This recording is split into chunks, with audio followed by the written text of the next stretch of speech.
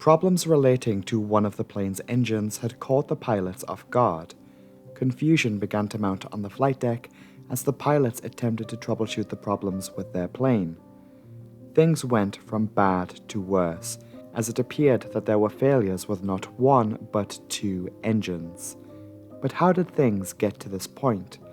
That is what we're going to be investigating in this video.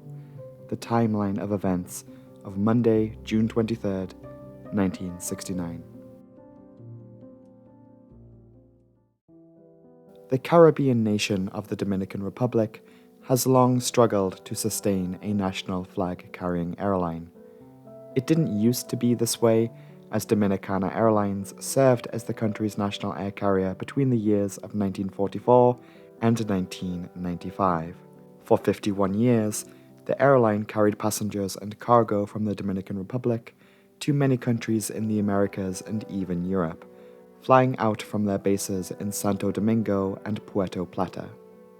The flight of discussion today was a cargo flight which flew between Santo Domingo and Miami, a route that was very popular within the passenger branch of the airline too. Miami is a cargo transportation hub. In fact, Miami Airport often ranks as one of the busiest airports in the world for cargo.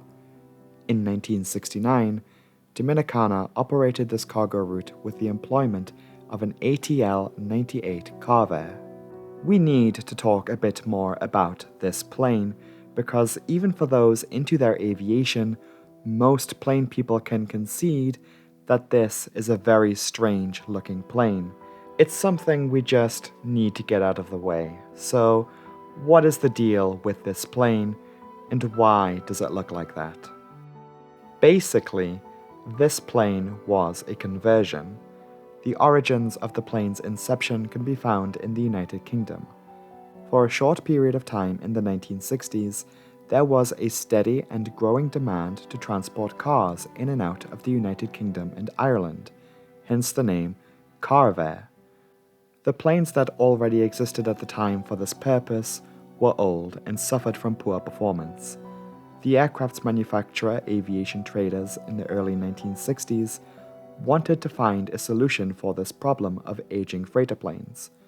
The way they went about doing it was to convert an already existing plane. As it turned out, the previous decades had seen the introduction of pressurized propliners such as the Lockheed Constellation and Douglas DC-6. So one plane that was ostensibly made obsolete and could be found in abundance in the second-hand market was the Douglas DC-4. So Aviation Traders sourced these 1940s passenger planes and its military sister plane, the C-54, as the ideal candidate for the conversion. So what they'd effectively do was convert the DC-4 into a plane that could carry cars and other large cargo. To do this, the front of the DC-4 was removed and replaced with this large hump, reminiscent of the later Boeing 747. Of course, this plane had nothing to do with that, but the resemblance, though coincidental, is still striking. Aviation Traders dubbed this model the ATL-98, otherwise known simply as the Carver. A total of 21 DC-4s were converted into Carvers in the 1960s. This design allowed the plane's larger cargo bay to be loaded from the front. Many of the Carvers were mixed-use planes, otherwise known as combis, cargo in the front, passengers in the back. Many of these converted planes were sold to airlines in the United Kingdom and Ireland for the purpose of short ferry flights across the Irish Sea and the English Channel. But some Carvers, though, did find success in other countries. Two of these planes found their way to the Caribbean under the ownership of Dominicana. One of those Carvers, registered as Hotel India 168, was positioned at Miami on June 23, 1969. This plane had been sold to Dominicana earlier that year, acquired from a Spanish airline.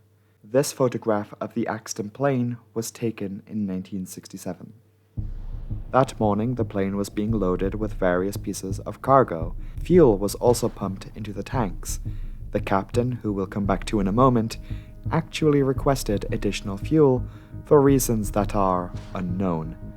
Investigators later came to the conclusion that though the balance of the cargo and fuel on the plane was adequate, but when considering the final weight of the plane, it was actually slightly over the maximum takeoff weight for the Carver. Captain Jorge Biosa was 42 years old. He had extensive experience flying the DC-4 and other planes produced by Douglas, and naturally found himself captaining the Carver derivative. Curiously, he had actually failed an exam in the performance of engine fire and failure procedures and general aviation practices, though he had retaken this exam and he did subsequently pass. On the subject of Captain Biosa's performance, here is what the airline had to say. Captain Biosa did not show up for 2 scheduled training flights and was late for this one, which accounts for the low grade in attitude and application. Needs work in emergency and normal procedures. Captain Biosa's total flying time amounted to nearly 14,000 flight hours, of which only around 500 were done in this plane. 30-year-old First Officer Carlos Brador was hired by Dominicana in 1964. He too had previous experience on other Douglas planes, with a total flight time amounting to 2,300 hours.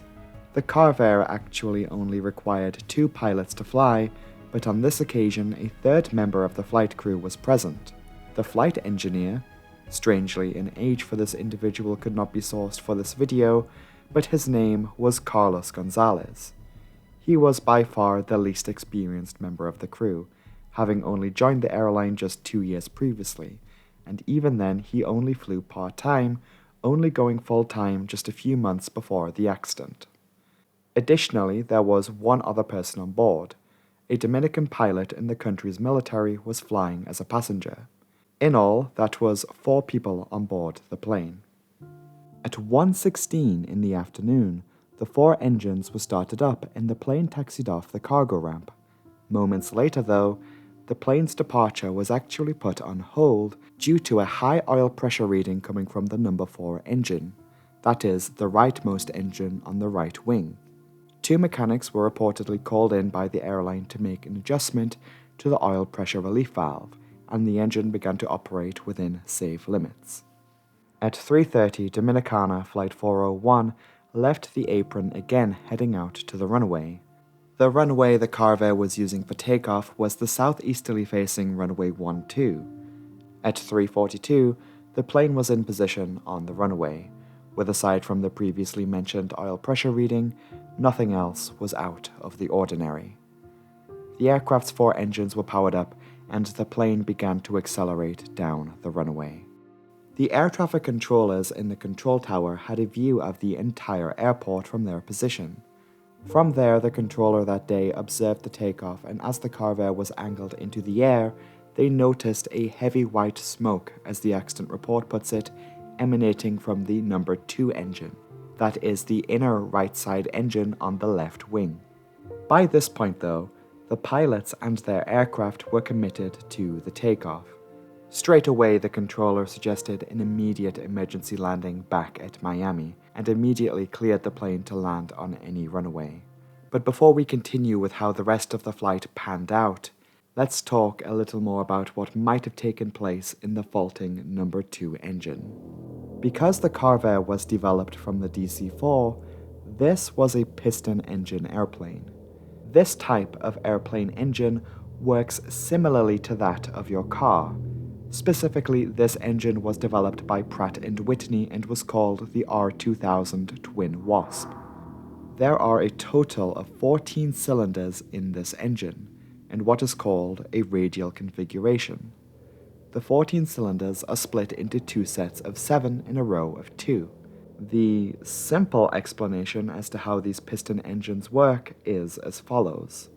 The mixture of fuel and air is injected into the cylinder. The piston moves up and compresses the mixture until combustion.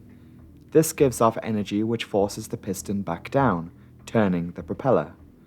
The resulting gases are then ejected, giving piston propeller engines that distinctive puffiness to them. The more cylinders, the more powerful the engine, but this does increase fuel consumption. So when investigators later looked through the wreckage of the number 2 engine on the extant plane, they actually couldn't really figure out why the engine was in the state that it was. But what they found was that a failure of the internal mechanisms of this engine did occur, and that damage was indicated to have occurred before the plane crashed. Cylinders number 6 and 8 showed signs of being bent forward, and separation of the cylinders was also noted by investigators. The accident report does seem to suggest that the initial cause of the disintegration of the engine internals came from one of the engine's master rods that sort of drives other parts of the engine. Signs of fatigue were observed on master rod number 6. However, the investigation did not go as far as labeling this as a conclusive answer for the failure.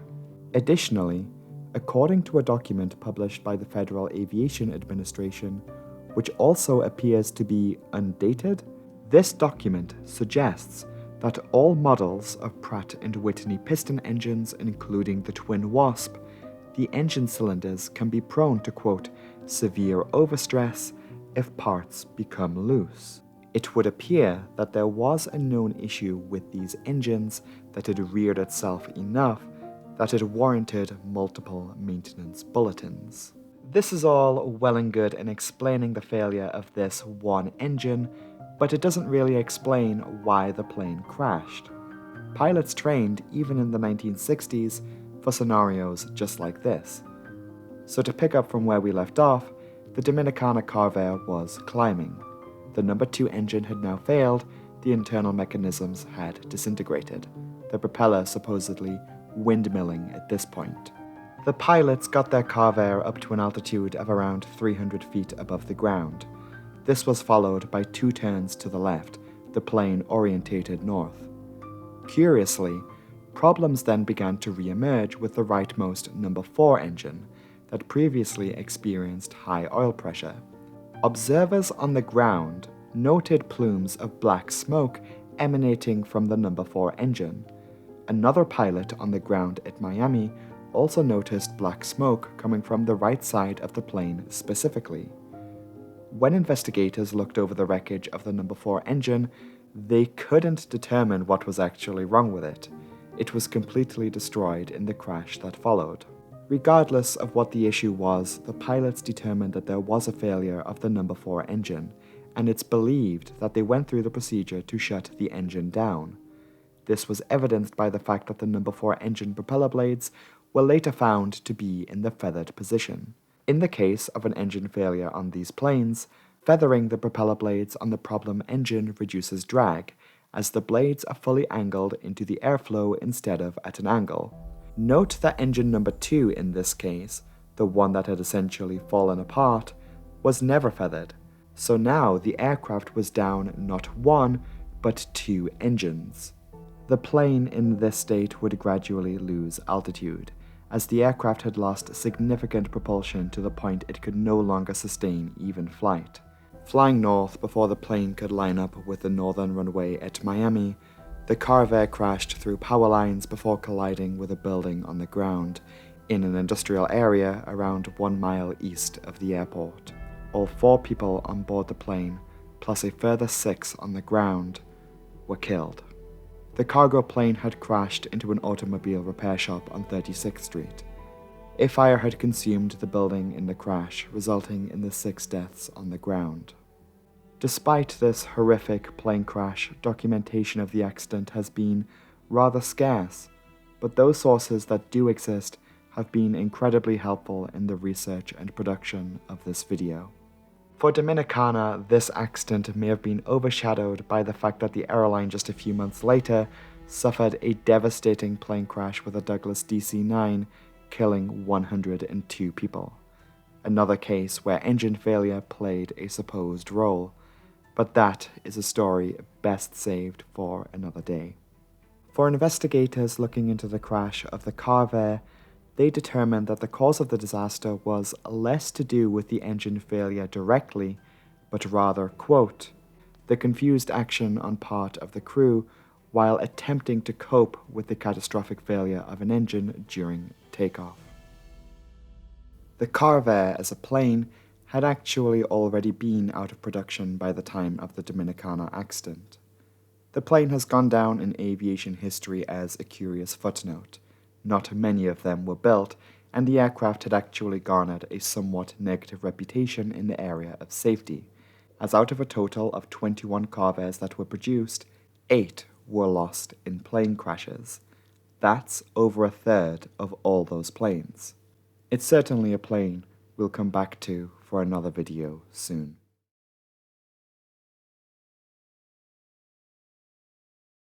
Hello everyone, thank you so much for watching this video. If you liked it, be sure to be subscribed as there is always a new video every Saturday.